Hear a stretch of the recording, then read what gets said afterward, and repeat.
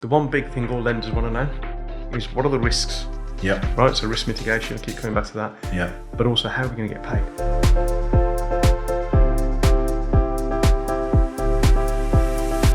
Hey guys, welcome back to another episode of Founder Stories. Today I have with me Jaz Khunkun. He is the CEO and founder of Wergs Consultancy.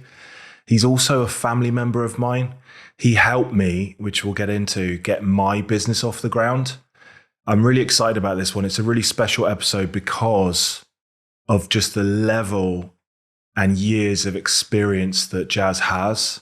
I think for every business owner, that, my audience for Founder Stories is really startups and scale up businesses. He's got 30 plus years experience of running businesses, helping businesses, looking at businesses. So if you're going to pay attention to any episode, this is the one. Jaz, welcome to Founder Stories. Thanks for coming down. No, pleasure. Thank you for having me.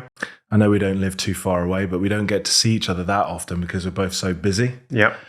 I want to really start at the beginning. Right now, I know you've got a number of non-exec roles. I know that you help people get funding. I know that you've got a specialism in the property sector, just to give people a bit of a taste of what we're going to get into later. Mm-hmm. But let's start at the beginning. How many years back did you start your career? Right. And what was your first kind of role that's led you towards where you are now? So if you want to go right back to the beginning, I joined NatWest on the 28th of August, 1988. I was 6 then. Right, there you go. I So it really was a little while need ago. to. Do you know what? My skincare regime is crazy now, and I still think you look probably the same age as me. That's good. I like that. Yeah. You'd never guess. So we started in NatWest. I didn't do a degree. Did my A levels at school. Got decent results, and got onto a management trainee program with NatWest. Started off at Walsall branch. I still remember the postcode WS1 1ER. It's like imprinted, embedded in my mind. What made you go for a bank? Is it parental? We're both Indian. You have this thing from your parents of pushing you towards a solid corporate job. You want to make them proud. Was 100%. that the main reason for going for that kind of graduate scheme type role? Mum and Dad, who were great, really supportive, but they said, look, go into a job where it's clean. Yeah. We grew up in pubs. So when I was 2 weeks old, we moved into our first pub in Wolverhampton. Okay. So throughout my whole childhood, we lived in pubs. We lived above a pub. Yeah. And my dad ran the pubs and I helped him out. Yeah. So that built in a really strong work ethic, because in those days you used to bottle up before you went to school. Yeah. And then the pubs used to close between 4 and 6. So I'd get home from school, clean the pub. And in those days, people smoked. So there were cigarette butt ends everywhere, etc., etc. So you had to sweep all the pub up. So we did that and got the pub ready to open at 6 o'clock. And then sometimes I'd open up, and then my dad would come down, and then I'd get to my homework or whatever I wanted to do. Yeah. So that was sort of our childhood. So the work ethic was instilled at that point. Yeah. But that sort of lifestyle, number one, it was 24/7. Yeah. But number two, my parents didn't want me to do that. They really, really wanted me to have a professional lifestyle. Yeah. So they were looking at, typical engineers. We were looking at doctors, bankers, solicitors. Yeah. Really wanted you to have a professional lifestyle, as they called it, wear a shirt and tie and the business. Because they went through all of that hard work in order for them to put you in that position, right? Yeah. Yeah, and they did. They worked tremendously hard, and I'm always grateful for that. So So I joined NatWest, which was really good. I'd done my A levels and went on this management development program thing. And for the first 6 months, I think it was, my job at NatWest was bagging coin downstairs in the basement. So the bank used to collect all the coins from all the car parks in the city. So they all used to come in, mix coins, and we had this big, massive machine downstairs in the basement. You'd put the coins in the top, and you'd sort the coins and bag the coins. So for about 6 months, I think 6 months, I was doing that, and I thought, not really putting my A levels to good use here. Yeah. So when I had a word with the manager, I was waiting for you to come and tell me that you wanted to move on. So progressed then through the bank. So that was 1988. But you were willing to start and do that 6 months. in the first place. You didn't have an attitude of, well, I'm not going to take the job at all if this is what they're going to make me do. Well, it was my first salary job. Yeah. So it was the first time I was getting, quite what I perceived then as decent money into the bank. Yeah. So I was quite happy.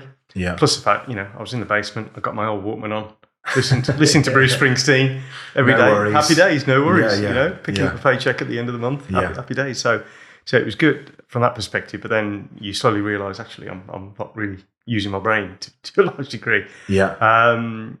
So that was my first job was bagging coin at NatWest in Warsaw. So yeah, that was how it started. But my parents were happy with that, and it just shows the sort of different levels of understanding, because my dad always was curious, why didn't I come home at 3:30 when the bank's closed? And I said, well, we have to count the coins, we have to check the checks. There's all sorts of stuff that goes on after the bank closes. Banks used to close at 3:30. Yeah. And they just didn't understand that. So what did you do from that point on? So you're in this junior role. What was your general approach? Was it still just to keep working hard and keep gently asking, can I progress? What can I do? How can I move forward? Because I know that when I started my business about 12 years ago, you were still working at the banks then. Yeah. But you were in a senior role overseeing maybe 50 to 100 high value clients. Yeah. And helping them with really important areas of their business. So in a short story, what was the transition from bagging coins to being a senior manager in the bank? Well, I was at NatWest for 12 years. And I was really fortunate that I met an awful lot of good people there, some of whom are my closest friends today. Yeah. And they sort of helped me, mentored me, if you like, to grow within the bank. And in those days, if you joined the bank, you started in the basement, so to speak. Yeah. And then you went through the roles. So you learnt about the banking system, you learnt about standing orders, direct debits, foreign payments, et cetera, et cetera. So there's sort of a progression. Yeah. So, you never stayed in a job more than 6-12 months. Okay. So actually, whether it's like that now or not, there was an opportunity for people to progress. Yeah. If they wanted to, if they showed aptitude, if they're probably willing to do a bit of studying and work outside of their allotted time. Yeah. And those were the people that were just keep moving forward. Myself and my colleague, we took the banking exams, et cetera, et cetera. So we had a sort of career path, and you could take it as far as you wanted. And I ended up at NatWest working with it was called the NWIS team, which was the part of the bank that looked after the customer's wealth. Yeah.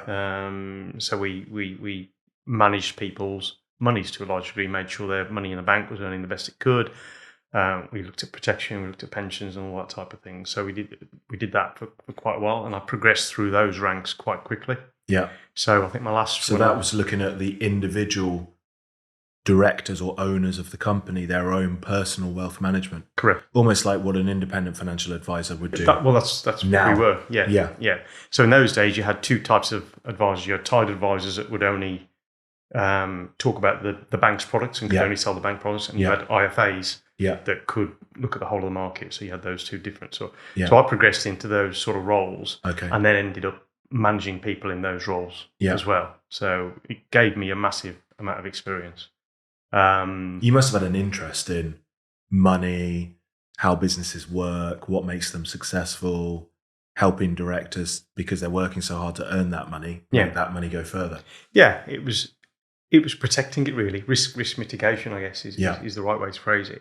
So it was protecting that wealth, but also it got me working with business managers who were lending the money, which was slightly different. Yeah. So and those guys were, again, fantastic learning curve.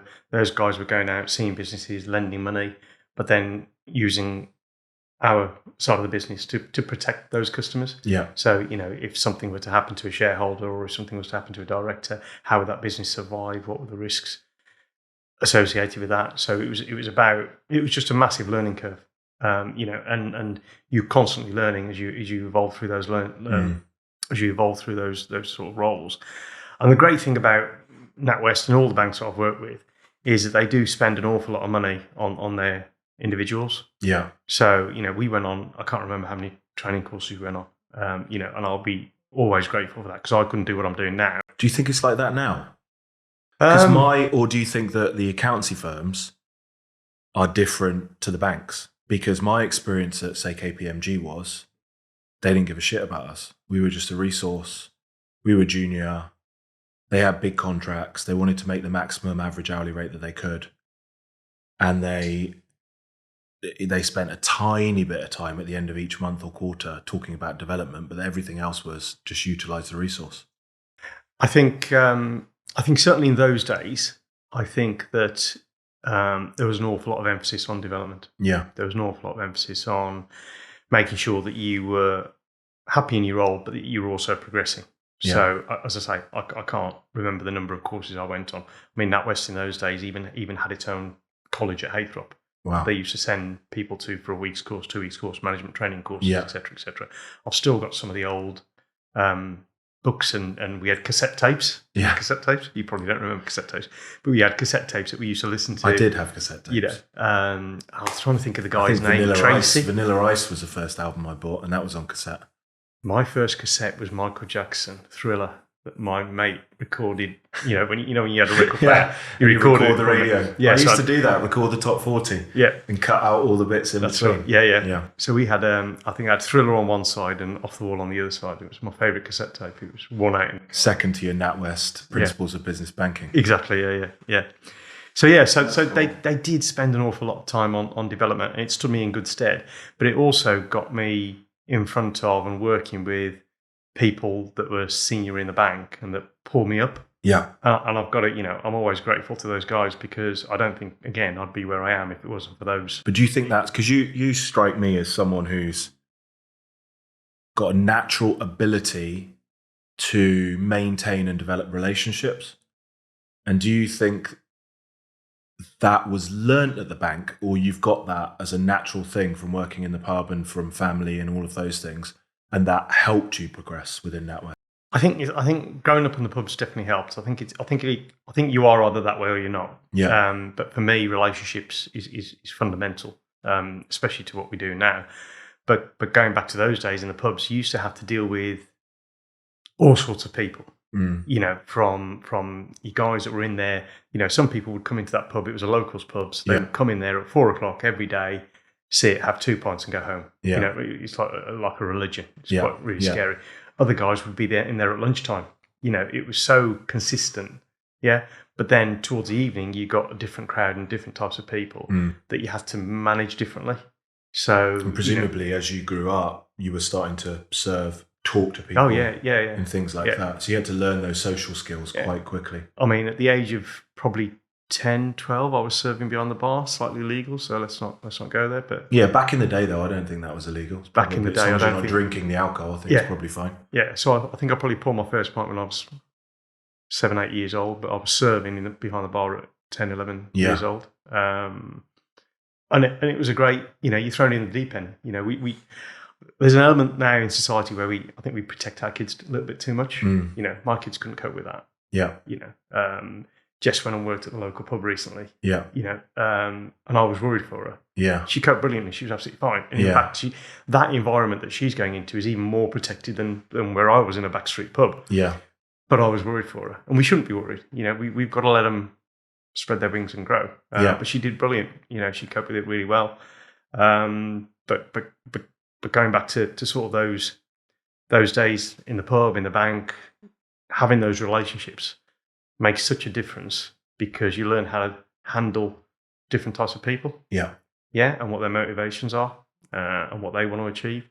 And that's where now, what we do now in terms of working with businesses, directors, developers, that's absolutely crucial, because just because you have one business that does X and another business that does Y, they may want to move in completely different directions. They may have completely different motivations. One might be looking to retire, one might be looking to grow the business. Yeah. One might be massively into looking after their staff. The other one maybe just wants to get as much value. So you need to understand the individuals as well as the business. Yeah. That's a massive key. Yeah. And they are two separate things. And you got yourself to a really good position. So how we obviously met was through me getting married to Kieran. You're part of Kieran's family. But how you helped me and how we first started spending time together is when I started growfactor and when I was living in Stockwell in South London. Yeah. And I always talk about every business has to attract customers, has to convert customers, has to deliver to customers. I spent the first year reperforming work, so I knew how to do the delivery. Mm-hmm. I'm confident in my own ability to sell, so I knew how to do the conversion, but I had no idea how to attract potential clients. So I only had 2 or 3 of my friends and family. Yeah. And so I came to you and asked for help, and you took your time, which I'll always remember. You took your time out of your own day to help me and introduce me to people that you knew, primarily bank managers. Yeah. Utilized your network and favors and friends to get me meetings with local bank managers who I could then pitch my services to. And when they had business customers that needed a good accountant, they referred me work. And that probably got me through the first year or 2 because they were consistently sending me people every 1 or 2 days. And then I would network with them and you'd give me other ideas like offer to go and do talks at the bank and things like that. And then I've been doing my own thing for, I guess it's 6 or 7 years when you came to me and said, look, I'm sort of thinking about doing my own thing, but I'm a bit hesitant. Yeah. And it must have been so hard. Your career then is probably 25 years, 20 plus years in the bank. It was, I'd done virtually exactly 30 years. When You've done 30 years, good banking. Salary, pensions, security, your kids are in school, you know, your wife is being provided for in the way that she can work part-time, she can choose to do what she wants to do, and you've got a choice to make then. Give all that up because you feel this sort of, like, why did you stop that? What got you thinking I want to do things on my own at that point? Because no one was managing you. No one was checking what you were doing on a day-to-day basis. You had your bank of clients. You were looking after their funding requirements and their wealth management. You were playing golf quite regularly. Not like you were getting caned for work. You had a nice work-life balance, right? No, it was good. So what was the motivation for starting your own business? I think, well, to sort of complete that chapter, so I did 12 years in NatWest where I left when I was a senior manager. Yeah. And at that point, myself and Kay were together. We were looking to get married. And we were going through a process with that. So we actually, it was arranged to leave NatWest because I've been there 12 years. You've been constantly drummed into you that NatWest was the best thing since sliced bread. You don't want to work anywhere else. We're the best bank, et cetera, et cetera. And that's how they do it. I got a final salary scheme, et cetera, et cetera. So my first plunge into being an entrepreneur, being self-employed was actually at that point. Okay. So we went to Holland for 12 months and set up a consultancy business there. Yeah. Basically selling pensions, life insurance, et cetera, to expats that lived in Holland. So that was your business? That was my business. Okay, I didn't even realise that. Yeah, so we were linked. So what did you say to your fiancée? Who you'd met in Wolverhampton, presumably? I don't even know how you came there. Me and Kay, we were at school together. She was okay. She was 15, I was 17 when we met. So you've been together for how long? Too many years. So what? I'm 53 now. So yeah, too many years. A long time. I don't want to do the maths. So you've said to her, don't worry. You can leave all your friends and family behind. Yeah. You're going to go to Holland for the end. Yeah. She just supported we didn't even know it was for the year. We were, as far as we were concerned, we were going. Right. Okay. So you know, we I got a nice contract with this company that put me in touch with all the providers. Yeah. I knew the industry inside out. We'd got a few leads into expats, so we sold into people like Foot Locker, KPN. There are loads of big companies that got expats over there where they weren't providing them with the full suite of employee benefits. And this opportunity just came about because you know so many people, you're networking, you're talking, you're having these conversations. Yeah. So another thing is, I'm reading this book at the moment, The 50th Law, with 50 Cent and Robert Greene, which sounds so random, but it's actually really good. Right. And the key principle, I'm only one chapter in, is live without fear. And it talks about why someone like 50 Cent, because of his upbringing, would just move forward without fear and how you approach things differently. And when you live without fear, you also always have your ears open to opportunities. Yeah. Whereas when you're living with fear, okay, I need to get this customer, or I need to pay these bills, or I need to do this. there are all these opportunities going around. You know, people talk about The Secret and awareness and all these things, but you just don't hear them. Yeah. Yeah. So you heard this opportunity. You've gone to holiday. Yeah. One of my customers' sons was already doing what we went out to do, but he was doing it in Amsterdam, and there was an opportunity to look after Utrecht and that side of the company. Yeah. And he showed me, you know, what he was doing, how much money he was making, et cetera, which was a big attraction. Yeah. And to be fair, we made an awful lot of money in 12 months. We did really well. Yeah. But the initial bit of it was convincing myself and Kay that it was the right thing to do. You know, leaving behind a very steady job. Where did you go in Holland? Company car. We lived in Utrecht. I don't know where that is. Utrecht. It's the third. I've only been to Amsterdam. Third largest city after Amsterdam, Rotterdam. Okay, so it's probably a bit more attractive than Wolverhampton, anyway. Yeah. A few nicer canals, nicer bars, nicer restaurants, but it was a lovely place, and it was less touristy than Amsterdam. Yeah, you know, but we were there 12 months. We toured the country, went to The Hague, we went all over the shop. We had a really good 12 months, but the difficulty was that initial sort of 3 or 4 months where I actually went out on my own for 2.5, 3 months. Yeah. Then we got married. Then Kay came out. Okay. So she left a teaching career. So she was a teacher. Wow. Yeah. So she resigned. Believed in you. Yeah, she believed so much. Which gives you a lot of confidence. If your partner believes in you, similar to Kieran, who's in early retirement, who went into early retirement at like 29 or 30. I don't know. I might have got that wrong. I'll probably get in trouble. Close. Yeah. They wouldn't give up their jobs, full-time income, if they didn't believe that you were going to provide for the family. Well, not only that, but Kay actually went out there and not through a massive help of mine, but she found international schools where she could then teach English to kids that were there, that were the kids of the expats. Okay, so she was proactive. She didn't say, okay, I'm going to go out and just have a holiday. No, she wants to work. No, she wanted to work. So she's got experience, which, you know, not many teachers in the UK will have, of teaching expat kids in an international school in Holland, and got to learn their system and how they worked. Yeah. You know, so it was, she travelled the country. The train system over there is fantastic. You never get a late train in Holland. Yeah.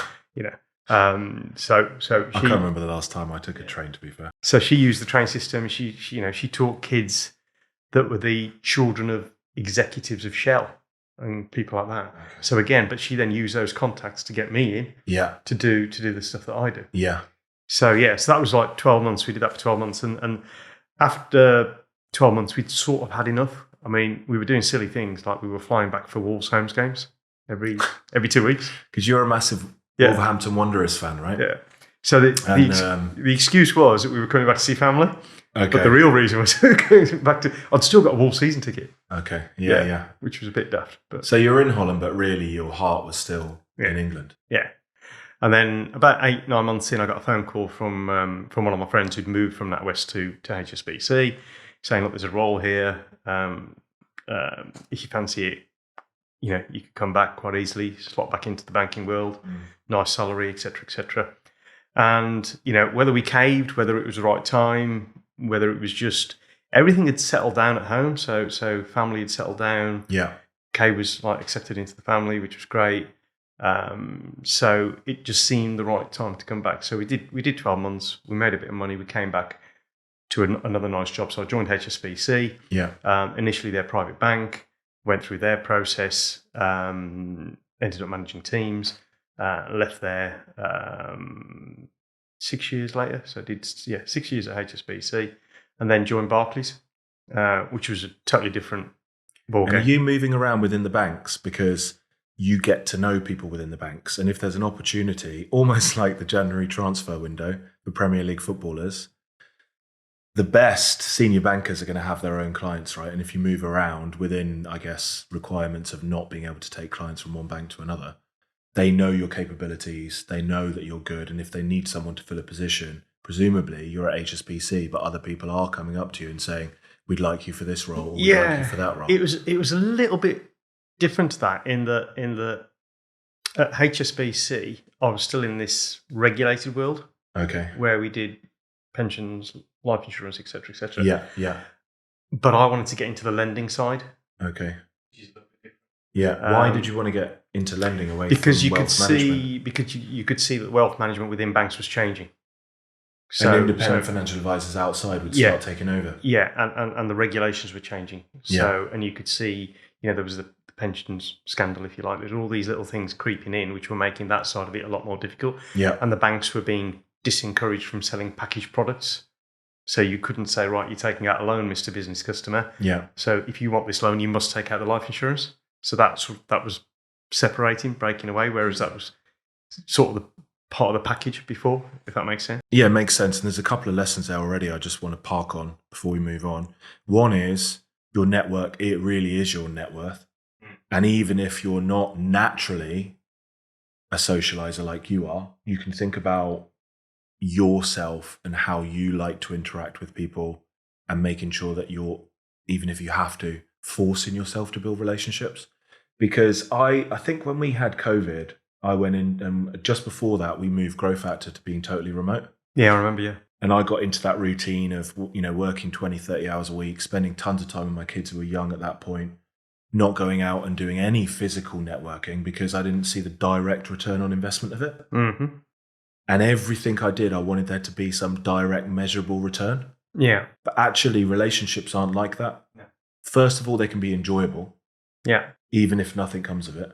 But if you have enough relationships with enough people and your circle is at your level or above, yeah, great things will come at some point in your lifetime from every single one of those relationships. I really enjoy helping people. Whether I get any monetary reward for that, yeah, that's okay. The money will come. Money will always come. If you help people, there are a couple of guys locally who have set up in business recently in the financial circles that we've helped each other. Yeah, we're good friends. I don't get any monetary reward for that, but I'd take time out to help them because they take time out to help me. Yeah, and you just mentioned there something about your circle being at the same level or above. Yeah, that's a big factor. Yeah, that's a really big factor because I think the people that you so just jumping backward. So did HSBC, joined Barclays. Barclays is a whole another story, which is fantastic. But one of the things that I had with Barclays and is that I got to meet some very, very wealthy individuals, some very, very strong individuals in terms of they knew what they wanted in their lives, etc., etc. So having those associations, playing golf with those sort of guys, makes a massive difference as to your own personal ambitions. Yeah, because you can see that it's achievable. Yeah. Yeah. And they're no different to you, right? And they're no different to us. That's the biggest thing. Your network is your net worth, but actually put yourself around people who are where you want to be. Or even if you don't know where you want to go, put yourself around successful people. But successful people want to bring up people that they associate with. Yeah, but as a non-successful person, you'd never think that would be true. Oh, it's massive. But you realise, I mean, I'm only successful to a certain level of relativity, right? Everything's relative. Yeah. But compared to someone starting a business, I'm successful. Yeah. But I will only get true fulfillment, true happiness from helping others. Whether that's through setting up a growfactor charitable foundation and doing work there, gives me the same level of fulfillment as helping a startup business. You know, sometimes I book calls with people and they say, look, can I still book a call with you because I'm only doing 5K a month or I'm only doing 10K a month and I don't really want to waste your time. And if they're nice and they just want some advice, I'll always take the call if I can. Yeah. Even like you said, if there's nothing to come from it, because at the end of it, you feel great. Yeah. You can take your experience and, like you said, bring someone else up. But it's a journey. And if you don't enjoy the journey, then when you reach the destination, you still won't be happy. Yeah, 100%. Yeah, if you're not happy doing what you're doing during like today. Yeah. Yeah. If you're not happy today, there's no point in thinking, well, when I get that big house, when I get that Ferrari, or when I get when I get there, I'm going to be happy, because you won't be, because you haven't enjoyed getting there. If that makes sense. Yeah, it makes total sense. And that's the bit that I think it took me quite a bit of time to get into my head, and also to talk to Kay and the kids about. In that, it's not about when we can, I don't know, go on really, really expensive holidays or we need to enjoy this time now because this is the time that we've got together now. Yeah. And when you talk about relationships and helping people and that making you feel good and making you feel happy, I mean, we do, I don't know if you're aware, but I'm a trustee of the Smile for Joel charity. No, I wasn't actually. So we do. I always use the word we because I think of Worgs as we, although it's only myself and Kay. So we do an awful lot of charity work with the companies that we work for. So I run a couple of golf days a year. Yeah, no, I know you did the golf days actually. Yeah. So we do the golf days. We do quizzes. We do all sorts of things, but we do an awful lot of work for charity that I don't get anything back in terms of monetary value, but what I get back is a sense of good feeling. But also, it opens doors. You meet more people, like-minded people, and that makes a massive difference. And I don't necessarily do it for that either. I do it because I enjoy doing it. I enjoy arranging a golf day. Yeah. So we do one for Macmillan Cancer because a friend of mine who was the director of one of the businesses that I work with sadly passed away at a young age and left a family. Macmillan Cancer supported him, so that's just giving something back. And then another firm that we work with, they pick a different charity every year, and so we try to find small charity support, and that makes a big difference. Yeah. And then probably it's not just the individual money as well. You're bringing that network together of high net worth individuals to play golf, and then they have an awareness of that charity, and they'll probably go and do things to support that charity moving forward. I mean, we typically we raise anything between 5 and 6K on a charity golf day, but it's enjoyable. It gets people networking. They get something value out of it. Yeah. But then you're raising money for a good cause. So, and I think you've done it naturally. But one of the ways that people listening or watching might be able to leverage and start to create a network, if you don't have one already, is something that Tony Robbins teaches at Business Mastery, which is find 6 or 8 people that you either already know or you can reach out to and say, look, I just want to create a group of people that help each other, a mastermind, if you will, where we jump on Zoom once a month and we each go through, say, one problem and one win. Yeah. We talk, we communicate, set up a group, WhatsApp group, and help bring each other up. Yeah. And that doesn't have to cost anything. No. That mastermind structure is super easy. And if you've got that group of people all supporting each other, so what Tony says is go and find 8 people within the room. There's 1,200 people at Business Mastery that are around your level, non-competitive, either in the same industry or different industries, but things you think would complement each other. And people end up coming away from that event with this network, usually people all around the world, and it continues forever because you help people. So it's not like you necessarily have to pay to join a mastermind, or if you don't know where to start, that's an easy way to start. And the prevalence of social media and the ease that you've got now, although people might ignore your messages because they get so many advertising and spam messages on LinkedIn and Instagram. If you keep trying hard, you'll eventually get 8 people. And I'm thinking about doing mastermind dinners in here because you can't sort of see on the angle of all the cameras, but there's 1, 2, 3, 4, 5, 6, 7, 8 chairs. It's a very nice dining room. Yeah, and how cool would it be in here to have 8 people who are all CEOs once a quarter, have a dinner catered by Mihirs and my good friend Harvey, who also will do waitering service and all these things, dinner, drinks, chats, and just an informal mastermind. It's a great idea. Something like that. So if you think outside the box, these things, although you've got the cost of the food and things like that, don't have to cost a lot of money. And I think you've done that naturally. You are a very good golfer. I am a terrible golfer because I'm like muscle. Very good is like there's a big relativity. Relative to me, you're a very good golfer. Yeah. And you've obviously recognised early that golf is a really good way to spend 2, 3, 4 hours with someone doing an activity. You've got their undivided attention. Yeah, you've got their undivided attention. So one of my customers, we most of our meetings are on a golf course, so we can talk as we go around. We put whatever strategy we need to put in place, etc., etc. You're getting your steps in. Yeah, you're getting your steps in. So, it's horses for courses. It's whatever suits that particular client. But in terms of networking, most people are genuinely want to help. Most people don't get out of bed thinking, right, I'm not going to help somebody, or I'm just focused on. Most people, if you ask them for help, will help. Yeah, so you don't have to do everything on your own. You don't have to do. And if you live without fear, again, you wouldn't have a fear of approaching someone who you think is way higher than you and saying, I've got this issue. Even competitors. What would you do about it? Even competitors. So doing what I do, and there's 2 sides to the business, but the one side is very, very competitive, and there's an awful lot of people out there doing what I do, what we do. Yeah. But I get an awful lot of help from my competitors, because people want to see you succeed in reality. Yeah. Yeah. So you shouldn't be afraid of approaching your competitors, or you should know them anyway because you should know your competitor. Yeah. But you shouldn't be afraid. And and again, you're in that journey, aren't you? So why are you trying to make an enemy out of somebody who's a competitor? There's no and the point. market is so much bigger than you think. The market's massive. 5.5 million there's more small businesses. There's more business for everybody in the UK. So I don't necessarily see other accountants as competitors, because if they're a better fit for a potential client than we are, then great. I think the other thing in there is, so that's the first lesson, your network is your net worth. The second lesson that I think was really important is you were already looking ahead.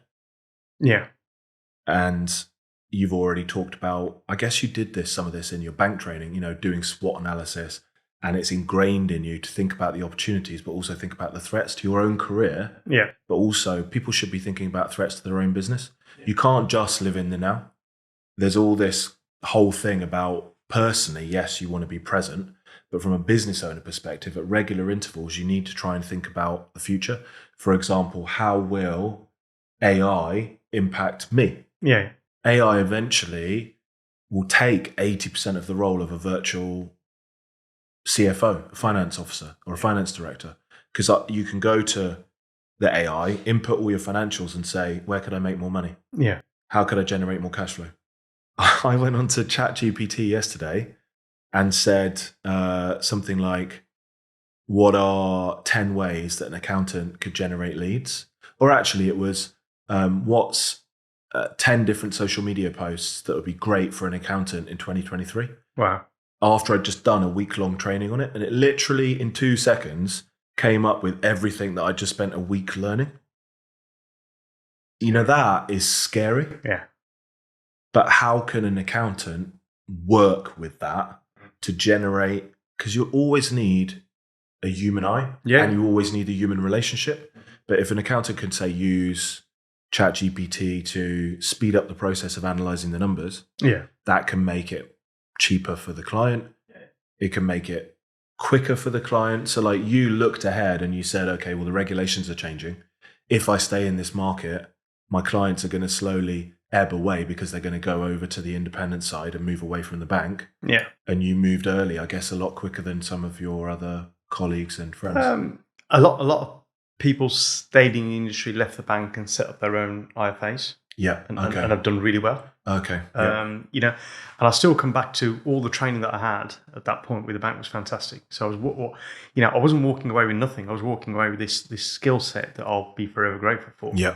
And then joining Barclays actually enhanced that skill set, and the guys that I work with at Barclays, equally fantastic people, still friends with them today.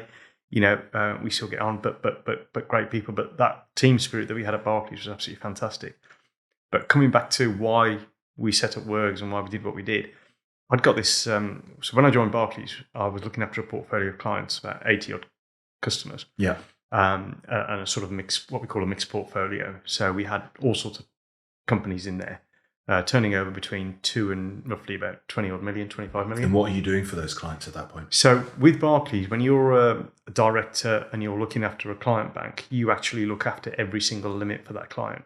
Okay. So it doesn't matter whether it's an overdraft, a loan, credit card, an FX line, letters of credit, foreign exchange, invoice discounting, asset finance. You were the person that was responsible for what that company or group of companies is borrowing from the bank. So you had one eye on it. And are you also the person they come to for advice on, okay, I want to buy this new piece of machinery. What's the most optimal way for me to finance that? So you have to have a really ideal in-depth understanding of their business, but also funding options. Yeah. And funding options as the market changes in terms of what 100%, the offering, the interest rates. There's so many variables that are changing all the time. You have to stay on top of that, right? Yeah. So you wanted to be, as the bank manager, the trusted advisor for that company from a financial perspective. And that's not always easy to do, because you tend to find that customers, I don't know if you found, are very loyal to solicitors. They're very loyal to the accountants because the accountants know everything. That's financial intimacy. Yeah. So you've got that, and then you've got the banks. And some customers, there's a gap between the bank and them because they see the bank as a more of a processing thing than a and partner. sometimes I guess they see it as a block to their growth. Yeah. Why won't you give me this extra 250k? Why won't you just give me Because £1 million you're already overdraft? 250k in debt. But sometimes, I'm a businessman. Just give me £1 million overdraft. What's the problem? It's a great idea. Yeah, it's a great idea. It'll be fine. Yeah. It'll be fine. So I think so joined Barclays, went into this role where the learning curve was really steep because bearing in mind I hadn't been involved in any of these products before. Yeah. So we had, at that stage, I had about 80 customers. And we had a fantastic first 12 months. My first, when the guy that took me on, who again was fantastic for my development and really believed in me, he took me on and he gave me the first sort of big lending proposition that we had, which was a care home for an Asian guy in Wolverhampton, who I'm still friends with today. But he was my first sort of big client at Barclays. So we did a £2 million development loan for a nursing home in Wolverhampton, literally 5-minute drive from where we live. And it was like in at the deep end. Yeah. Do you know what I mean? So you had to get all the numbers together, talk to credit, talk to the client, understand the proposition, understand the existing business, how it was going to work. Because ultimately you're making sure that the client gets what they want, but also the bank makes something from it. And bank will always make something from it. You're not risking the bank's capital there, right? Yeah. Because if you start lending money out here, there and everywhere and people keep defaulting, you're not going to last very long, are you? Oh, no. It's all about risk mitigation. Risk mitigation for the bank, risk mitigation for the client. So how can you reduce the number of risks that we've Presumably, taken? say you've got 80 clients, you will have a certain amount each year that can't meet their obligations? Depends, because... That doesn't mean you've done a bad job, for example. Because markets change. Yeah, COVID, markets change. I was at Barclays when we went through the recession in 2007, 2008, when all that happened. So we had businesses that struggled, and it wasn't because of what the decisions they'd made or the bank had made. It was more so the markets changed. Property values have come down. Yeah. Trading is suddenly not relevant in that particular trade, et cetera, et cetera. So there are lots of external factors that will impact a business that really the business guys, they either have to adapt very, very quickly, and those that can't adapt would be the ones that may not be able to meet their obligation. But I guess your role there is to try and work with them to refinance or restructure so that they can afford to repay the debt they took on in the first place, right? Maybe they took on a loan to buy gym equipment and now their gym is closed for a year because of COVID restrictions, right? Yeah. And you, as the bank, you don't want to see that debt recalled. That's the last That's resort, always the last right? resort, yeah. You want to see that business stay open and just be able to get your money back over a longer time period in an ideal situation. Yeah. I mean, whether it was luck or fortune, but to be fair, I didn't have that many situations of that ilk to deal with. We had a few, and they were massive learning curves because you approach those customers in a different way, or you look at those customers in a different way, because if you've got a business that's struggling, cash flow is king, is priority. Cash is king. So you're suddenly looking at the business in a different way. You're trying to maybe leverage assets that you wouldn't have previously leveraged, but you're also trying to make sure that you're doing the right thing by the individuals in that business and the bank. Yeah. So there's a sort of big, you've got to work together. And there, don't get me wrong, in the recession, there were some banks who obviously went in a little bit heavy-handed. There were some banks that were really good with their clients, and you're going to get that across the industry. Yeah. But you've got to live with yourself and wake up in the morning and say that you've done the right thing by the client and the bank. Yeah. And that for me was always the biggest thing. And so what made you leave Barclays? Obviously, we had a conversation when you were thinking about it. Yeah. And my role there, as I remember it anyway, was to say, if you've thought it through, and you really want to do it, don't be put off by the running of your own business type thing. I'm here to support you should you need any help which you didn't really need any help, to be fair, but to give you a gentle push to do it. Yeah. Because I think if you are thinking about doing it, obviously you'd already been to Holland and done it to some degree as well. Yeah. You have to do it. Yeah. I think what happened was I'd got these 80 customers when I first joined and took them on. And as I say, they were very, it was a mixed portfolio. So, we had clients that sold food into the likes of Lidl, Aldi, and Waitrose. So I had clients that made parts for BMW, Scania, etc. So it was a real mixed bag, and you got to know each of the businesses. And these are more localized businesses, though, right? Yeah, so in and around the Black Country. Being in Wolverhampton, you're going to have, I guess, manufacturers, retailers, food, all those kinds of things. You're not going to have like tech companies and things like that. Right? No, very little in that sort of sector. So they were real businesses, real people, and we had, as I say, at that point, had about 80. And I really liked the fact that I could get a phone call from a client, one of those 80s. They would know me when they picked up the phone. I would know them. Yeah. But I'd also, in the back of my mind, have an idea of what their financial situation was, what we could or couldn't possibly do for them if they wanted to. You know, if somebody suddenly rang up and said, "Look, we haven't been paid by a client. We've got to pay the wages. I need 20 grand or I need 100 grand next week. Otherwise, I can't pay the wages." You've got to know in the back of your mind, yes, it's Joe Bloggs on the phone. His business is X, Y, Z, etc. You've got to be able to recall all that. Yeah. And bank managers do, amazingly. Yeah. So out of 80, one could phone up, and you might not have spoken to them for a month or so, but you've got to be able to recall everything about that business straight away. Yeah. And I love that challenge of sort of, somebody picking up the phone randomly to me, and I knew what was going on. It was fantastic. Yeah. Yeah. So because with each of these clients, we did an annual review, so you go out and see them. Yeah, and you're working with them to make sure that their finances are in order, which is another really important point. We find that our clients don't have an issue generally if they've got a decent balance sheet in getting funding, because all of their accounts are up to date every week in Xero. Their numbers are there. Financial information is We can provide it within a click of a button. It's from a bank point of view, the first thing is, do you know your numbers? Yeah. Do you know your numbers? So it's okay picking up the phone to me saying, you want 100 grand to pay the wages next week. Okay, so what are the numbers? And if your MI isn't up to date, if your accounts aren't up to date, then it makes it more difficult. Because you need to see management information. You need to see a monthly profit and loss. You need to see a cash flow. You need to see a balance sheet. Yeah. So as an owner, number one, you need to understand that and have your own financial intelligence. But you need to have the right, we talk about financial mastery, which is the right systems and processes, so you've got up-to-date numbers all the time. You're the right level of financial intelligence so you can understand it and have a conversation with your bank manager. Yeah. And the right financial planning in place. So when you turn around and say, well, okay, this is what has happened. This is your understanding of it, which aligns with mine. So I'm confident in your ability to understand the numbers. But what's your plan moving forward? You need to have a financial plan. You need to have a cash flow forecast. Yeah. I think that those things are key. So to cut a long story short, started off with 80 customers. Yeah. Had a restructure. This is why I asked you, what's your absolute cut-off point? Because I know that we could literally talk. We've gone for ages. Yeah. But to cut a long story short, so 80 customers. So then the bank had a restructure and I went down to 40 customers, which was fine. So bigger customers. So we started off at 6.5 million turnover, going into higher turnovers, bigger lending, et cetera, et cetera.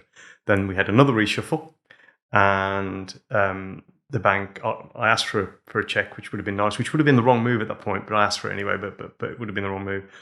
And we were reducing the number of guys that we had looking after the manufacturing base.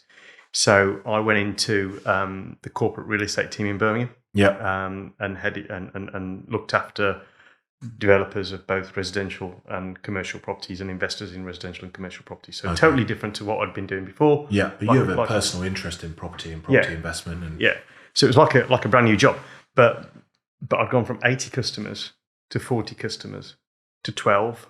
Yeah. And I sort of got bored. Okay. So they're much bigger, but I guess the requirements come around less often. And in a bigger operation like that, you're not getting these calls all the time, building relationships. No, because in property, when it's busy, it's really busy. Yeah. But when it's quiet, it's quiet. Yeah.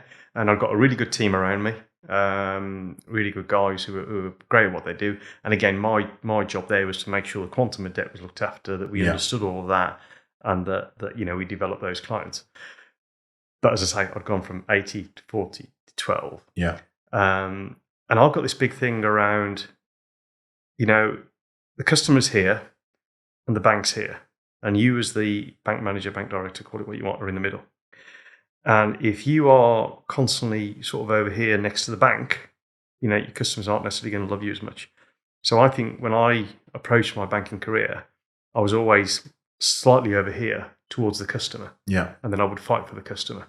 And the reason why I always did that, and it happened sort of naturally, was that without the customer, what's the point of having the bank? Yeah. There's no point. Yeah. So it was always that fighting for the customer. Yeah. And in fact, when we were in the property, we were doing a charity quiz night, And one of my customers was talking to my boss, and my boss actually said to them, I don't know who Jaz works for, whether he works for us or for you, because he's always like fighting against me. And he's on our side. He's always on your bloody side. Yeah. You know, so, and he said that to my client, which my client was like, wow, actually, we didn't think of it that way. Yeah.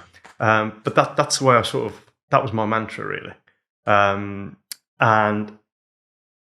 as I say, I got bored.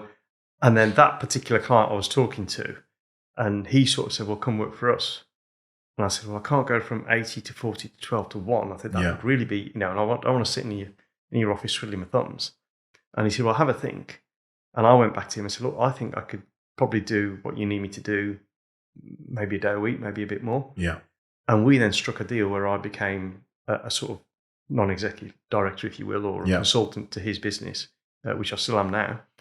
And that's how sort of Worgs was born. So he then took that model, refined it a couple of times, and that's how the consultancy business was born, where we now help clients, mostly from a sort of FD side, but a real sort of diverse way of looking at things for each company. And so for some companies, it's more of an FD role. For some companies, it's more of a financial director, maybe a sales role.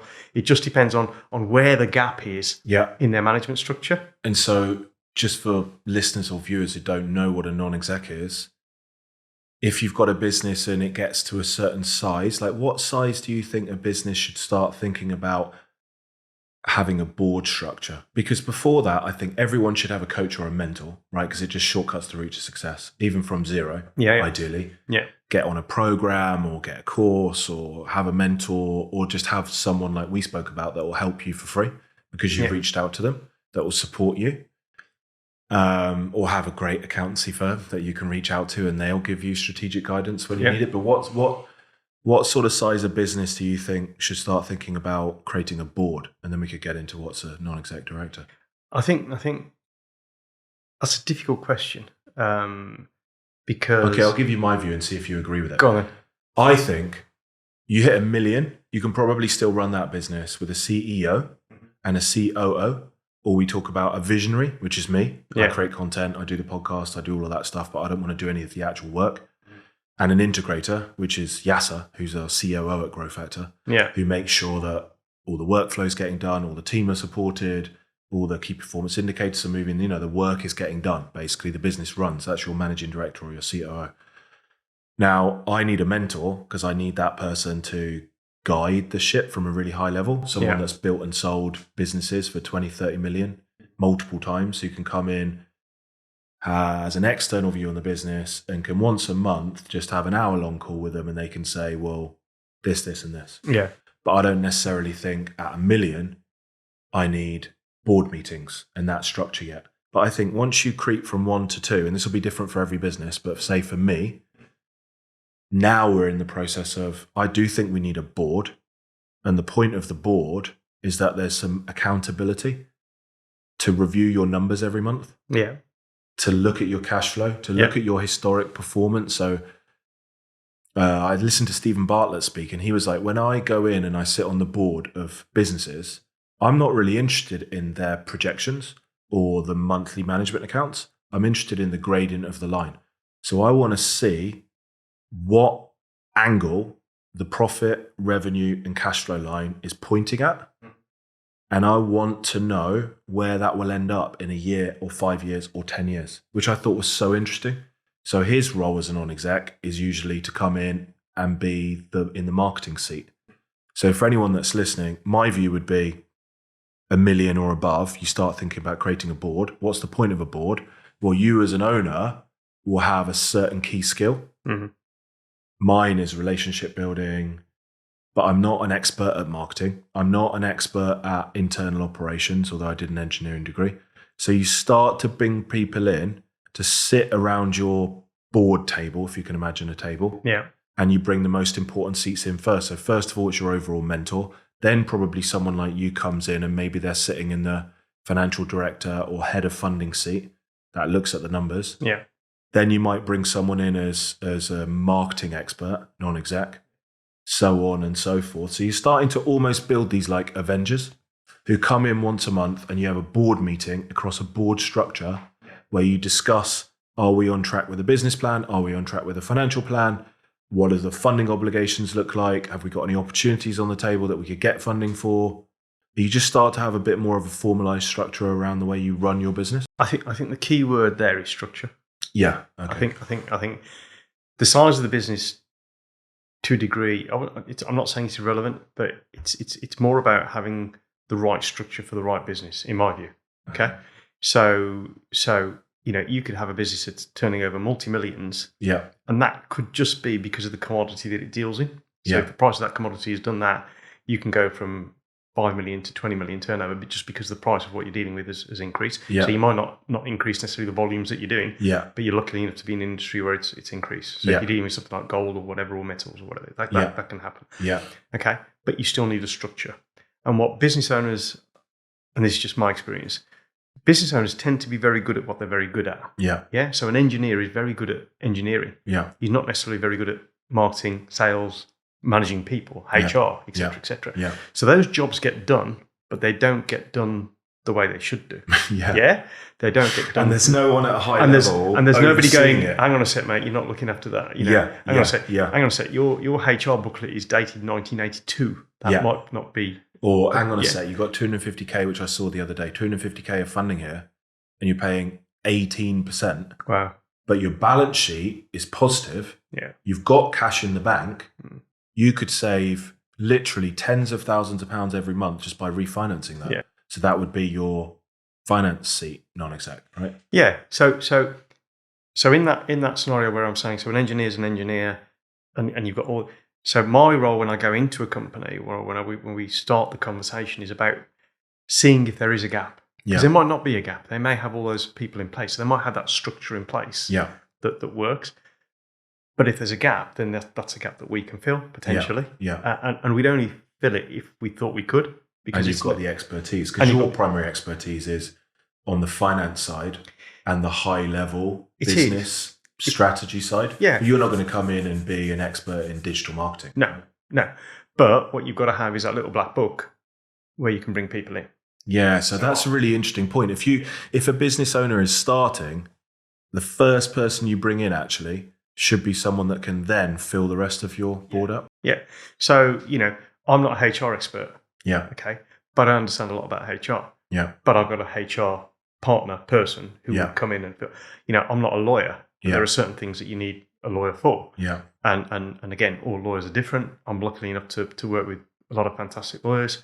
That we can pick and choose the right lawyer. So we've done a property deal where we had to find a lawyer for the client who runs a hugely successful business. Yeah. 20 odd million turnover. You'd think would have a lawyer that they used. They had, but the lawyer hadn't got enough PI. Yeah. So we had to find so he used me to find the right lawyer at the right price. Yeah. So they didn't have enough indemnity to deal with the transactions of that value. Correct. So it's all about that structure and. Kind of like, the one I always think of is Gymshark. Yeah. Gymshark founder had the idea, built the business to a certain size, then straight away realized this is not my area of expertise. So he brought on someone who had run a massive business in retail. Yeah. And if you look at the history of Gymshark, appointed a finance director, these, because it was such a big business, were internal payroll roles. But the role of a non-exec is you're not on the payroll. You're not an internal member of staff.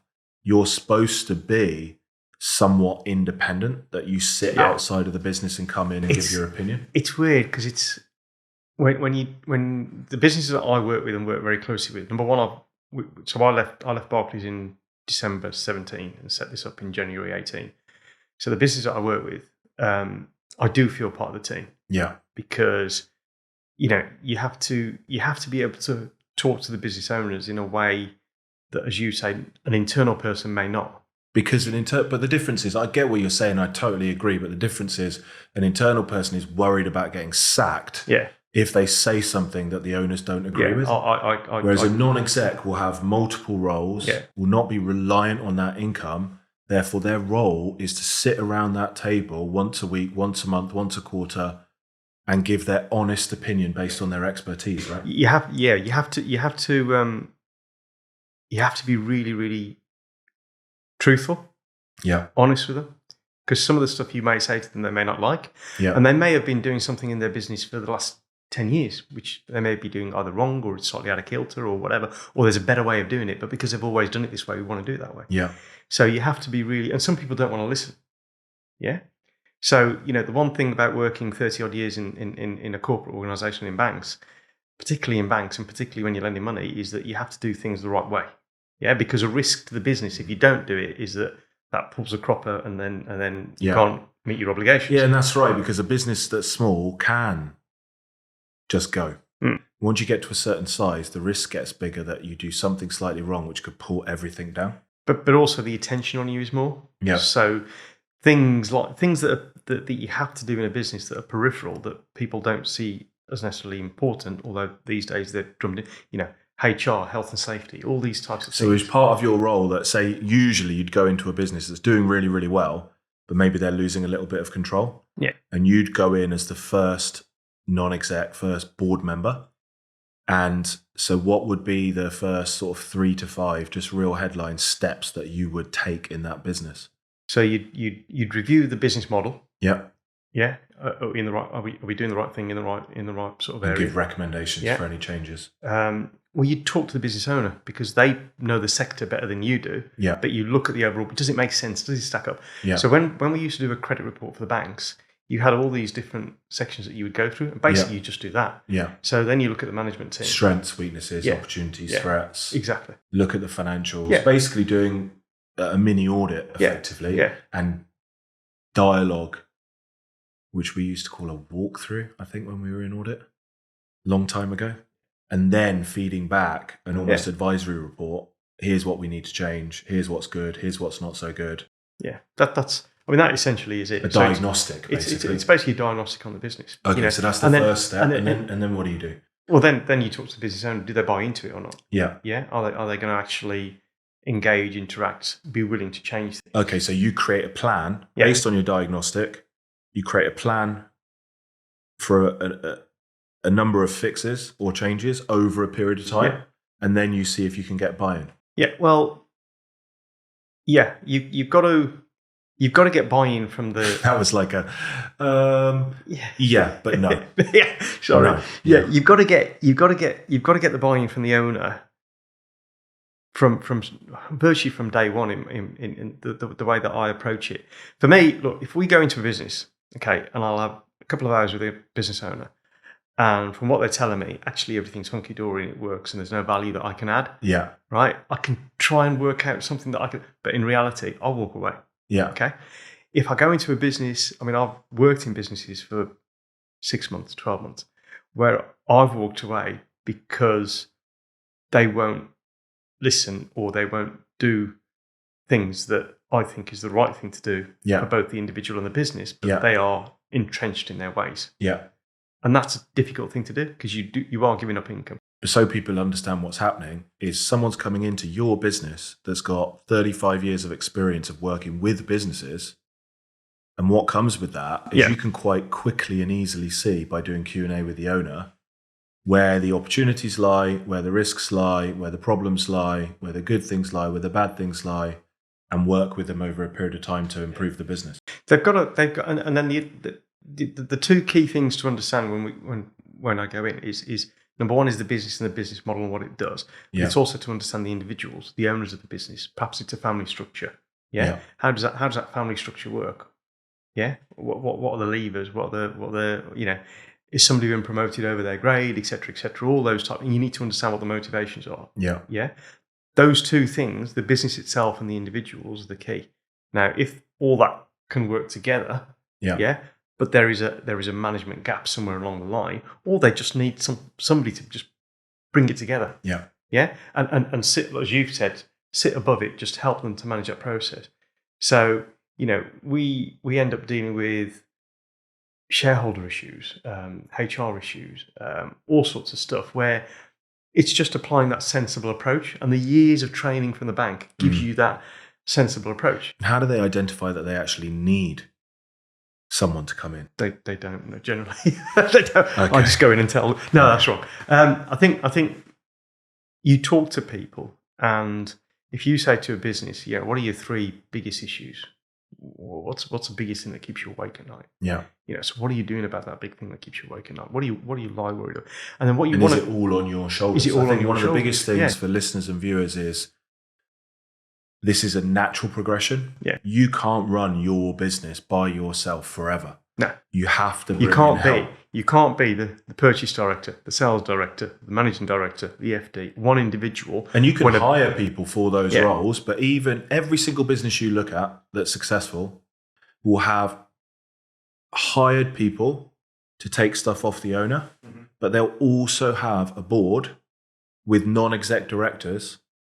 Yes. So that you've got some independent view. Or on the advisors, business. or advisors, or they use their accountant for that, or they may use a solicitor or whatever. You'll always have that. I think most businesses, when they get to a certain level, need to have that external view of somebody looking in and going, "Well, hang on, have you thought about that? Yeah. What are you doing about this? The law's changing in that direction. Yeah. Yeah. What are you preparing?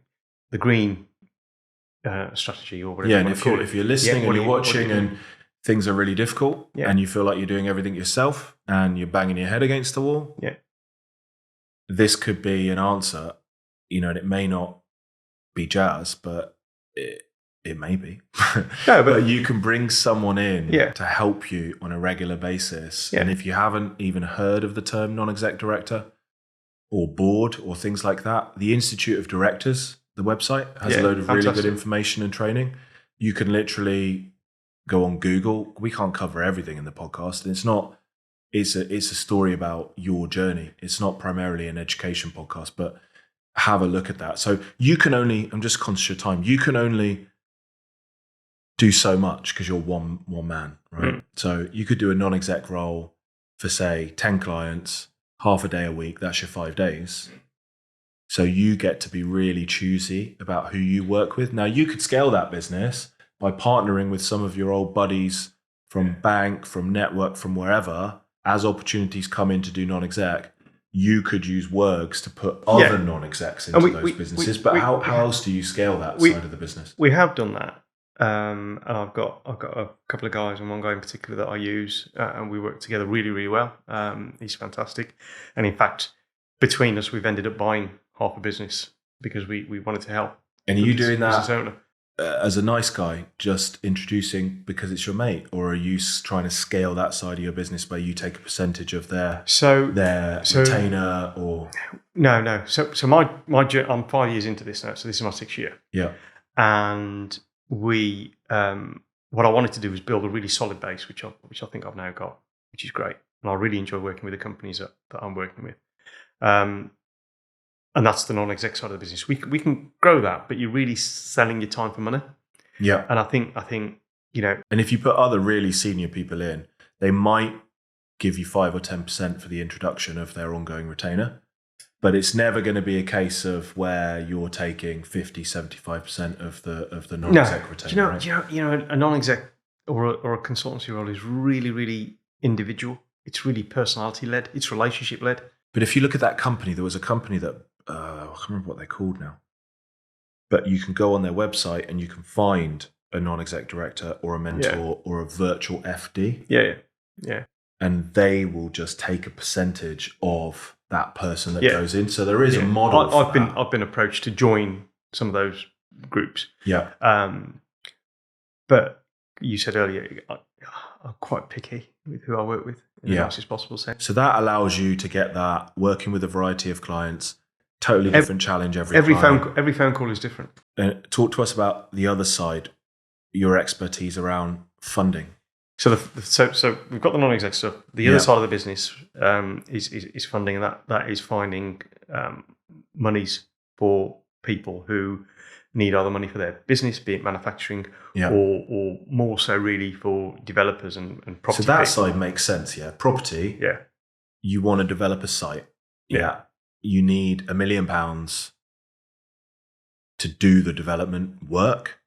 And then after that's done and there's an asset on the ground, you can refinance that and pay off the debt. That makes sense, yeah. But for a normal business, like an accountancy firm or a fitness coach or an e-commerce brand or anything, why would someone, and I think everyone should, take funding at some point. It's natural. Mm. Why would someone consider to take funding, and when should they? It just when would they identify that? Depends on the journey of the business and what they're looking to achieve. So on the property side, it's fairly straightforward. In that, I mean, we'll get back into that, but I'm just trying to think about a lot of people in business. They think of funding as, oh, you're in trouble. Yeah. Actually, it's not. We took on funding, I think about 300K of funding, because we identified that our lead flow was working really, really well. We wanted to hire team members and train them, which takes 3 to 6 months to get them up to speed, really, ahead of acquisition of new clients. And in order to do that, with the understanding of the cash flow cycle, okay, you're only generating, say, 10 to 20K of cash flow every month, but you want to go and hire 6 people. So you need the recruitment fee, you need the upfront fee, you're going to have some of them drop off. You just need sometimes an injection of capital to take advantage of something that is an opportunity. And what you described there is a mini business plan, isn't it? Yeah. Yeah. So if you've got that, then you know when you need money. Because some businesses you can grow without. So maybe it's like a hairdresser that's going to open up a second salon. Yeah. Or it's e-commerce that they see an ads working. Yeah, you've got to have a purpose for the money to put into it. Yeah, you've got to have a purpose for that money. So there's got to be a plan as to what are you going to. It's a bit like Dragon's Den, isn't it? What are you going to use that money for? Yeah. And how are you going to pay it back? Yeah. Yeah. And if all you want to do is borrow money to buy a Ferrari, then that doesn't necessarily work. So it is all about having that bit of a business plan. Yeah. And it could be a management buyout. So you're borrowing the money to buy the business off one of your fellow shareholders. Yeah. Yeah. So you're leveraging the assets to do that, and that's a common thing that people do. It could be that you want to invoice discount so that the cash flow in the business is better, so that you can use that money. You can use that money. It could be that you've got yourself in a difficult situation because maybe you've lost. Maybe you're a client-based business. You've lost 20% of your clients because there was a bad press article or something happened. Yeah. You have a plan in place to reacquire the clients, but in the short term, you've got negative cash flow. Now, you can get funding for that, right? Yeah. I mean, these days, there are an awful lot of funders out there. So, in the old days, it was, you had your 4 big banks. Yeah. Now you've got secondary lenders, you've got third-tier lenders. I was at an exhibition yesterday in Birmingham, and there were, 120 odd different lenders. And there's so many different types of funding. So the reason for coming to someone like you or engaging with Worgs as a business owner is that you've then got someone who's on your side, who's independent, that says, well, no, you don't even need the funding because you could just cut this, and this cost and your cash flow goes up instantly. Yeah. Or I get your business plan. I think it's a good opportunity. Because the reason that we work so well together with clients of growfactor as well, and you've helped out so many of our clients, especially during COVID, the amount of funding that we got together for our clients that kept businesses open. We must have done multiple 7 figures of finance for clients that really kept these family businesses open. And now they're thriving and they're paying that back over time. Sometimes people will struggle and they're like, well, I'll just go on Google and go directly to, say, Funding Circle. Yeah. But that is one lender of one funding type. It's one lender and it's one funding type. I think the expertise that, and I don't know everything. I don't know every lender out there, et cetera. Yeah. Et cetera, Would you say, like, if you were to say what that role is it a broker, a funding broker? Yeah. Is that what it's called? You can call it. You see, sometimes a broker will take a business and say, okay, it's very easy. Here's a lender, or they'll send it out to 10 lenders, and whichever lender says they'll put the 2 together, and there you go, off you go.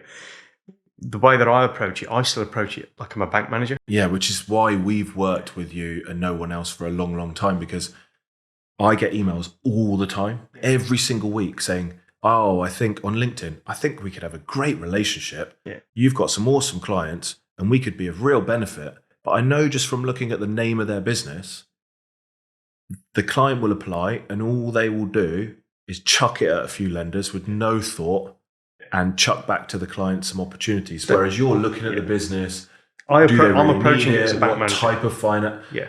Okay, I'll wrap up my thought because I'm not being very articulate. But the difference between go into Funding Circle, which is one lender of one funding type, Yeah. and there's nothing against Funding Circle, just as an example, because that's who we've actually got our lending from, and they are great. But there could be 100 different funding types, and you need an expert to tell you which is the right one for you. Yeah. And 1,000 different lenders. Tons of them out there. Surely you need someone in between you and the 100 and the 1,000 to help you choose the type and the lender. Yeah, because it could be, you can make a couple of tweaks to your business and you might not need the funding. Yeah. Or you could make a couple of tweaks to the way you present the financial information and get lending 2% cheaper on the interest rate. Yeah. Or you might have security in the business that you don't even realise could be classed as security. Yeah. So but you've got to have somebody that's holistic, who's on your side. Yeah. Yeah. To analyse that part of it and say, well, actually, why don't you do it this way, this way, this way? Yeah. Yeah. And people who have grown their businesses quite quickly, that's where you tend to get those type of issues because they haven't had a financial influence, and the accountant just does the books and doesn't do anything else. So that's where we can add some real value, and we have done. Even to the degree that we've said to clients, look, you don't need to borrow the money because actually you've just got your cash flow wrong. Yeah, you're getting your. You could restructure your payment terms. You're paying your creditors on day one. Why aren't you paying them on day 60? Yeah. Have you actually had that conversation with your suppliers? Yeah, So it is more about I keep coming back to it. It's about understanding the business and the individuals. And then what do they actually want to achieve? Yeah, and doing the right thing. Because then if you tell them they don't need it and they can make these 3 or 4 changes, they'll make them. But when an opportunity comes, they'll come back to you to get the funding for the opportunity. I was recently introduced to a property developer, and he is he's building 4 houses in the Nottingham area. And he's virtually got them complete. But his existing development funder is reaching the end of their term. Yeah. So how long? So the building was delayed slightly because of increased costs and blah blah. Anyway, so the existing lender has said to him, "Look, your facility runs out on day X. We need to be repaid. Let us know how you're going to repay." So he himself went into the market, spoke to property lenders, bridgers, and obviously the price of a bridging loan is a lot more expensive than what he's got. Yeah. Plus he's got to pay a new valuation fees, legal fees, etc., etc. So somehow he got hold of me, and we started talking. I said, okay, so happy to get you quotes for bridge funding, but have you actually had a proper conversation with the existing lender who I knew? And he went, well, we've had a chat, and I've said, asked them, could they not extend the loan and blah, blah.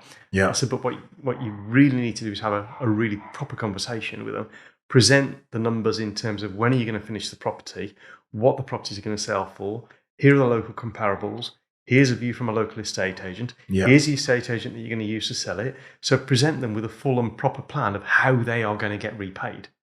Yeah? Yeah. Rather than trying to find another lender to take on the job.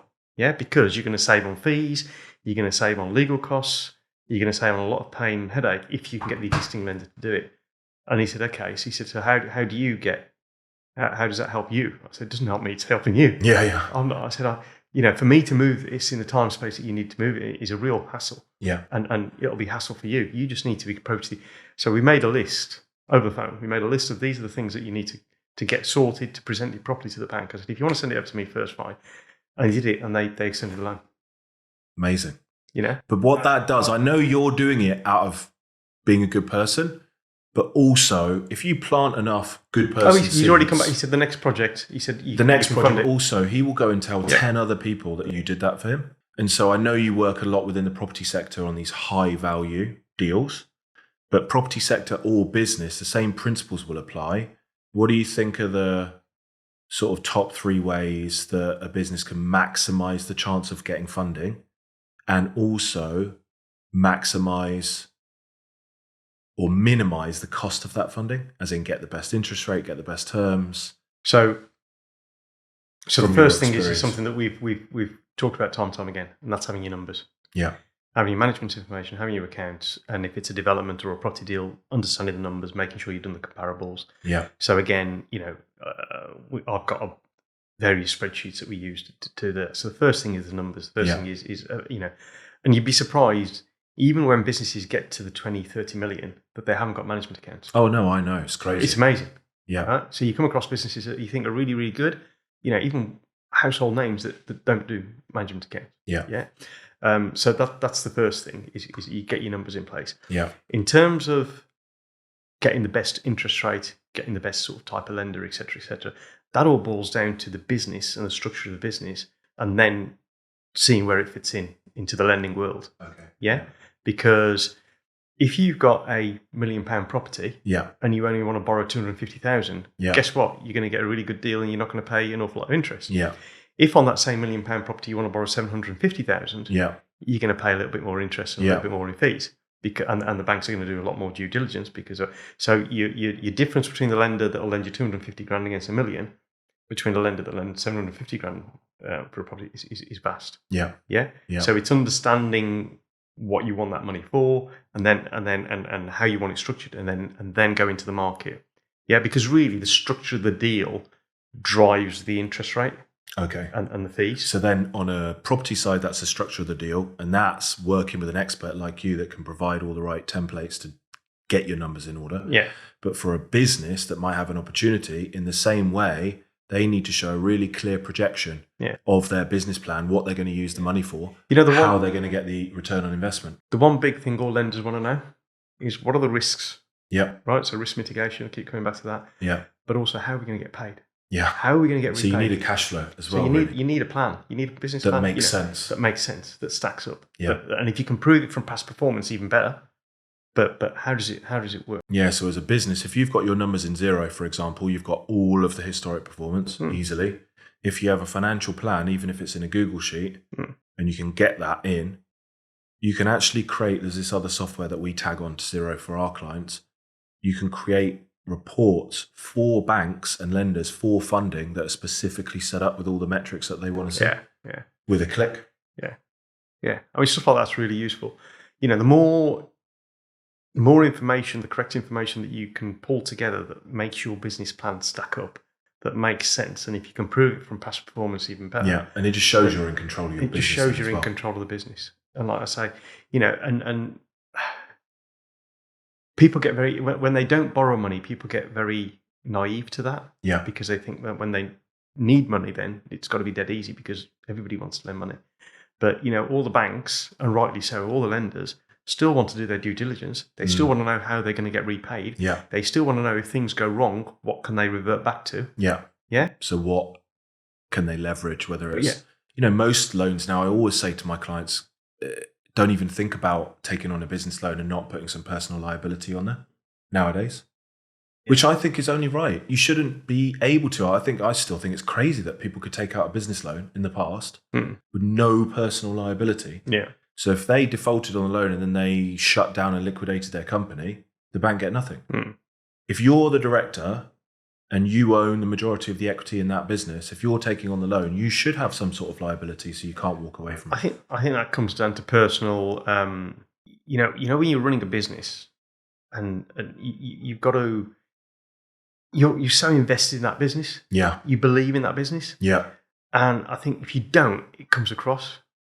Yeah, because if you're not willing to take a personal liability, you don't really truly believe in the business plan for the funding.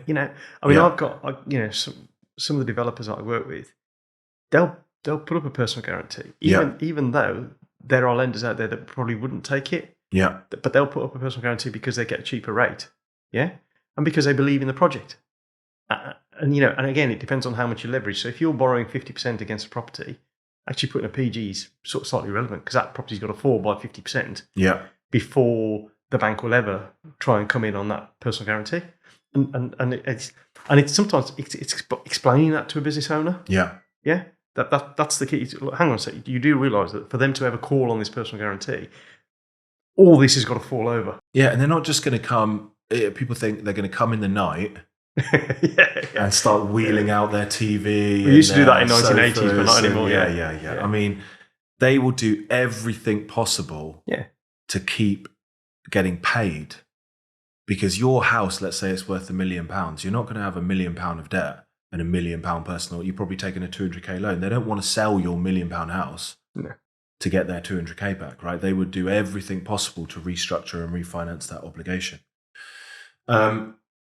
What do you think?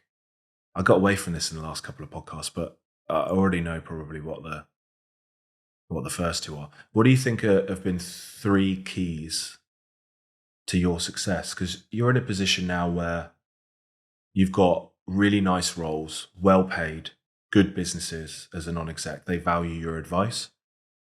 You know what you're doing. You've built up this massive network of high value people.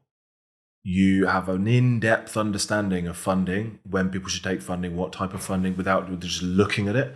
What do you think? You've done well, is what I'm trying to say. You've done really well. I think we're okay. Yeah. So well, you've got a good degree of humility as well, not like me. Someone said on one of my YouTube videos the other day, "Look at this guy pretending to be humble." I thought, I'm not doing a good job of that, am I? What do you think are 3 keys to your success that other people could take from this, whether they're working or whether they're running their own businesses? I think the biggest thing for me is having the support of your family. So I couldn't do what I do without Kay, without the kids being on side. So involve them in the process. Talk to them about your goals, your dreams, your desires. And why you're doing what you're doing. My kids know that I work for myself. They know that, this morning I left the house at 7:00. Nobody tells me to get out of bed. Nobody tells me to. And that shows them. Yeah, it shows them. Work hard. Yeah. Hard work pays off. Yeah. But then you've got to balance that with, a bit of work-life balance, and make sure that when you're with them, you try and be with them. Now, they'll tell you, I'll have the iPad, I'll have the phone, and that for me comes back to being brought up in the pub, where the work and work-life balance sort of merged. Yeah, it's work integration, work-life integration. It's work integration. Most of what I do is on the phone or on emails. Yeah. When you're chasing solicitors, or you're chasing banks, or you're chasing funders, or you're chasing information most of the time. Yeah. It's done on phone calls and emails. I don't need to sit in front of a solicitor to say, you need to send me X, Y, Z, or when it's... And it's high-level stuff, so people could turn around and say to you, you need to hire a VA, which might be useful, but you'd need to hire a really great one that's really trustworthy and is on it. Yeah. Otherwise, you just do it yourself, because you don't really need someone in between you and the client when you're dealing with like a £20 million property deal. But also you've then got to explain the intricacies of that deal to somebody else, and by the time you've explained it, you could have done the email yourself. Yeah. Okay. So you've got get family involved. So the family thing is key. So I think that's the first thing. Hard work pays off is your second one. Hard work pays off, and hard work doesn't mean long hours. It means I can in 15 minutes, knock out 10, 12 emails. Yeah. At 8:00 at night. Yeah. I play football on a Wednesday. I get back about 9:30, 10 o'clock. I'll do 20 minutes, 30 minutes, just making sure the emails of the day are. Yeah. And so I think one of the other things that will make, or I adhere to, when I joined Barclays, my the guy that took me on told me this. He said the biggest complaint that customers have is that the bank manager doesn't get back to them. Yeah, doesn't return a phone call, doesn't return an email, or takes too long to return. Yeah. So he said, I'm sure everyone can associate with that. So he said that is the key. So one of my key things I think that does make me work well or be successful, even if you can term it as that, is that if somebody sends me an email or makes a phone call, they get either an email back or a return phone call that day. Yeah. Doesn't matter what time it is. Yeah. Yeah. And that for me is a even if it's a holding, even if I haven't got the answer. Yeah. Yeah. Which is a massive one. Yeah. If you can't deal with something, sometimes we had team members in the past, long time ago, who just wouldn't acknowledge the email. Because they're afraid to say to the customer, we haven't got an answer for you yet. Or haven't got time to do this. Or the answer is actually no. Yeah. That's a massive one, because people want to know where they stand. Business owners, especially around funding and finance, they need to know where they stand. But you're putting yourself in the shoes of the business owner. Yeah. And trying to understand how they feel. You've got to take that responsibility, own it, and it doesn't matter what it is, what your client has given you to do. Yeah. You've got to own it like it's your own. You've got to manage that as if it's your own business. Yeah. Yeah. And it doesn't matter to me whether it's one of my non-execs or whether it's one of the funding bits that we're doing. I will take it on as if it's my own business. That for me is the biggest thing when you're dealing. If they know that you're on their side 100%, that you're with them. So the principle to me, it's not actually get back to people. It's act as if you are the client. Yeah. Act as if you 100%. are the customer. Yeah. Okay, that's awesome. Is there any? I know you made some notes. Is there anything that you wanted to talk about or cover that we haven't spoken about? No, I think the other third thing that I think works for me, and I know you're into it as well, is keeping yourself healthy. Yeah. Yeah. It's that, you've got work-life balance, but you've also got work-health balance. Yeah. And it's keeping yourself healthy, because you're no good to anybody if you're poorly, or if you know. So, really important point, actually, because so many 96% of businesses fail over a 10-year period, basically because it gets too hard and the business owner just gives up. Yeah. Now, you've been in business now really for like 40 years. Really? Yeah. Probably longer if you count from when you started pouring pints at the pub. Yeah, I guess. So actually, a massive takeaway from this is longevity in business. Yeah. You've got to look after yourself as well as the business, as well as the other people, as well as the people. It starts here. If you don't look after yourself, you're not good to anybody, are you? Mentally and physically. Yeah, mentally and physically. So, I know you're into your meditation and stuff like that. And I sort of meditate, but I just take time out. And then I like having an hour just sitting quietly in a room. And then I'll come out with a list of stuff. Thinking time. Yeah, massive that is. I haven't spoken about that on the podcast. Yeah. But so that thinking time, even an hour a week of just sitting with a pen and paper and just thinking. Yeah, and it's amazing what will come out. It's amazing what comes out. And I do that, probably a couple of times a week. Probably don't do it enough, to be fair. But that for me is really powerful. And I'll remember something I've forgotten.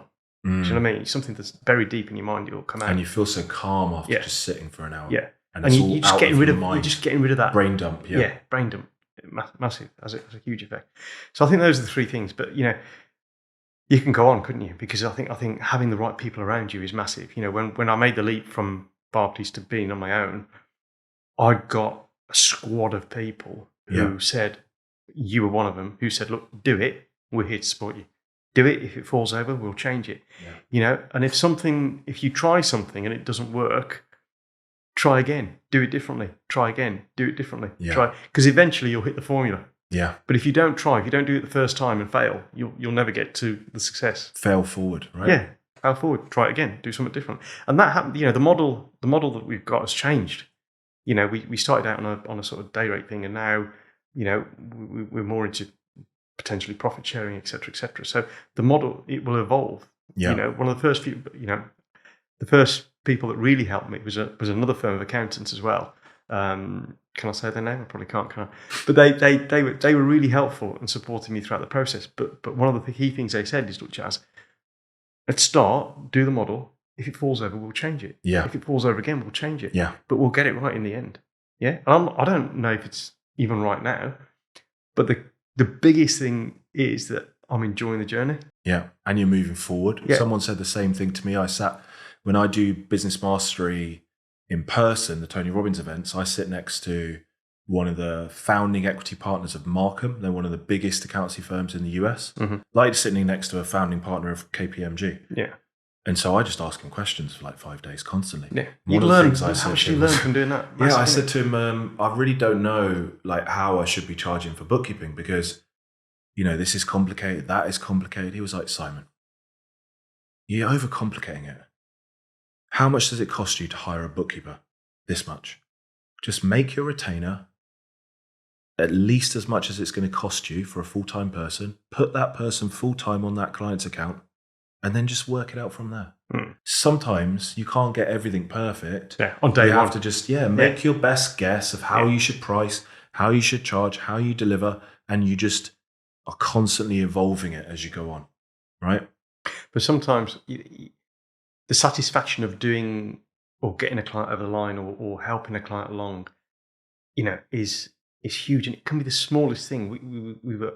We were sitting there, I was with one of the developers the other day, and we were talking about the hire of skips and the cost. So on this particular site, we were going to use 25 skips over the 18-month period that the build was going to be. And he was telling me the price of the skips, and I said, hang on a sec, I know, I've got a friend of mine who sits down a few seats from us at the Wolves, who I used to look after, who's got a skip waste company in Wolverhampton. Second best team in the Midlands, yeah. So not beating us for anyway. We put them together, and we save 30% on skips. Now, what the hell has skips got to do with a financial? Yeah, do you know what I mean? But it's someone outside the business acting as if they're in the business. Yeah, but when you're an owner, you're too in the business to see those things. Yeah, I think that's a really nice place to wrap up because it shows you the value of having someone outside the business come in, not necessarily as a non-exec, but having a mentor, having a coach. And also, I think people, from today, we could talk forever. Yeah. I'm keeping you on time because I know you've got to be somewhere. Yeah. And we've gone over that anyway. But we definitely have to do a part 2. I'd love to dig in more based on the feedback into the role of a business and actually the mechanics of some of the things you do when you go in as a non-exec, and also some examples on different ways that people can fund, how that works, and just get into it in a bit more detail. I think that's great. But as a start, I think for me, it's been so interesting. I've learned things that I didn't know about you before, like from pulling pints at 7, 8 years old to where you are now, the longevity in business of 40 years, 30 to 40 years of consistently moving forward and learning. The principles of hard work, building a big network, bringing your family into place. And probably the biggest one is the one that we ended on, which is always having that Kaizen approach to life and business, which is don't have to get it right first time, but it's an approach that Toyota take. Every single day you should look for small little ways that you can improve the way that you do things. Yeah. And it's amazing if you look at, there's an analogy that Tony Robbins uses about betting on a golf course. We won't get into it now, but it looks at the power of compound interest.